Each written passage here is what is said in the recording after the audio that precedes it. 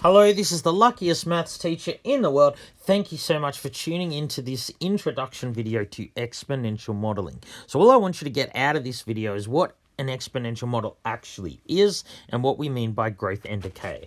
So an exponential model links two variables y and x using this equation here, where just going to look at equations like this. You can have more complicated exponential models that have more variables, but we're just looking at one like this.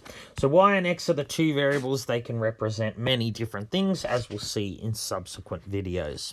So this value a that's by itself, this is the initial value. So this will be the value of y, whatever y is, when we start. So for example, a common exponential model would be compound interest. Y would be the amount of money you have. X would be like the number of years you've invested. A would be the amount you start with. So we call B here the growth or decay factor.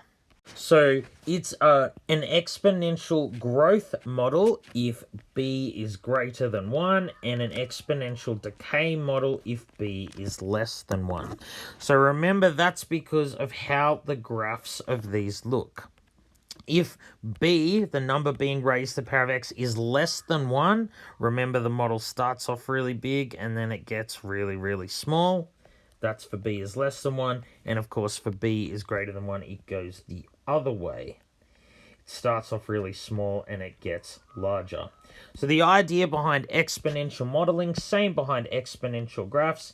If b is greater than 1, the y variable, whatever it is, it's increasing at an increasing rate. It's getting big really quickly.